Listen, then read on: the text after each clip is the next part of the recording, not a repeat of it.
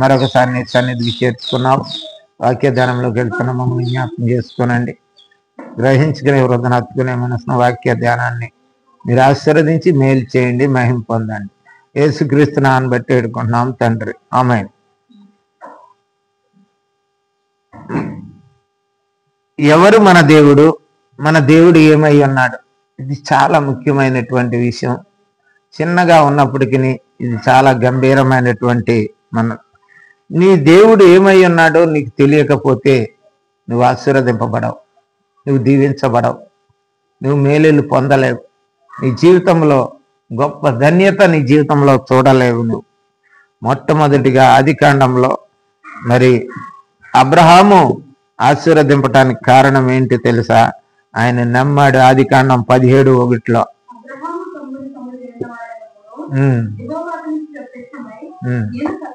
నేను సర్వశక్తి గల దేవుడను అన్నాడు. దేవుడు సర్వశక్తి గలడు, ఏదైనా చేయగలడు. ఆయనకి అసాధ్యమైనది లేదని నువ్వు నమ్ముతున్నావా? నువ్వు ఎరగాలి. నువ్వు నమ్మే దేవుడు సర్వశక్తుడైనప్పుడు నువ్వు ఎందుకు శంకించాలి? ఎందుకు మరి అనుమానాలు, సందేహాలు కలగాలి? ఆయన సమస్తము చేయగల, సందేహం లేని విధంగా జీవించాలి. ఎందుకంటే దేవుడు సర్వశక్తివంతుడని అబ్రహాము చెప్పాడు గనుకనే ఆయన జీవితంలో ఈనాటి వరకు ఆయనకి విశ్వాసానికి తండ్రి అయ్యాడు. రెండవది ఏంటంటే సర్వోన్నతమైన దేవుడు.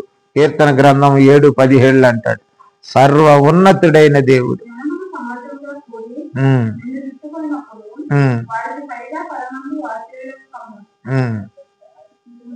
సర్వోన్నతమైన దేవుడైన సర్వశక్తి గంత పరమాత్మ, భూమి ఆకాశములను ఉన్నతమైన దేవుడైన కనుక 17 చదువుతా. సర్వోన్నత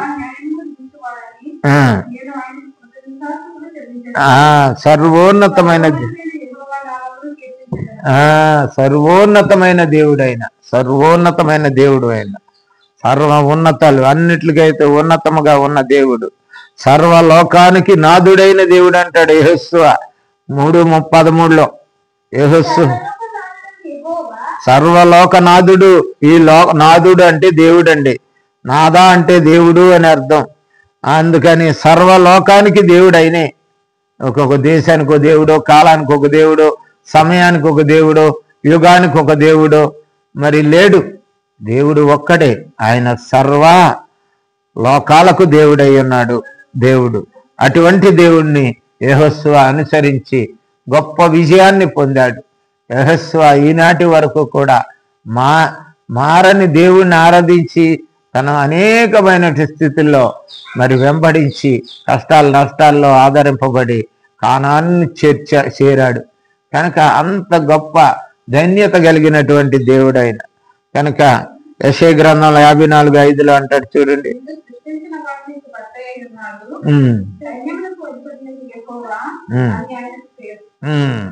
ఆయన సర్వలోకానికి దేవుడు. ఆయన నిన్ను సృష్టించింది ఆయనే, నిన్ను కలగజేసింది ఆయనే, నిన్ను పోషించి సంరక్షించి కాపాడేది ఆయన. అందుకే ఆయనకు భర్తగా పేరున్నది. అందుకే ఆయన అని అంటాం మనం. కనుక మరి ఇర్మియా గ్రంథంలో కూడా ఒక మాట ఉంటుంది, సర్వ శరీరులకు ఆయన దేవుడే. ఇర్మియా 32:27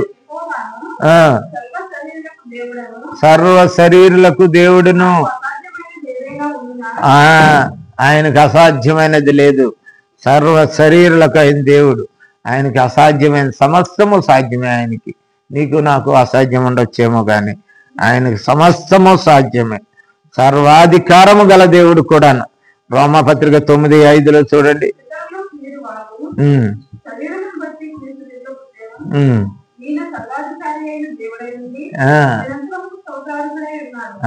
యేసుక్రీస్తు గురించే సర్వాధికారము కలిగిన దేవుడు. తండ్రి నాకు సర్వాధికారం ఇచ్చాడు, భూమి మీదను పరలోకమందును సర్వాధికారం ఇవ్వాలని ఇచ్చాడు అని చెప్పగలిగినటువంటి వాడు యేసుక్రీస్తు. ఆయన ఒక్కడే చెప్పాడు, నాకు ప్రతిదీ అధికారం ఉన్నది, ప్రతి దానికి అధికారం నాకు ఉన్నది, సర్వాధికారం ఇవ్వబడింది అని ఆయన చెప్పాడు. కనుక మనం గల దేవుడని యేసు ప్రభువుని విశ్వసించాలి. మనకి గమనించండి, సర్వకృపానిధి అగు దేవుడని నమ్ముతాడు పేతురు. పేతురు రాసిన మొదటి పత్రిక 5వ అధ్యాయం 10వ వచనంలో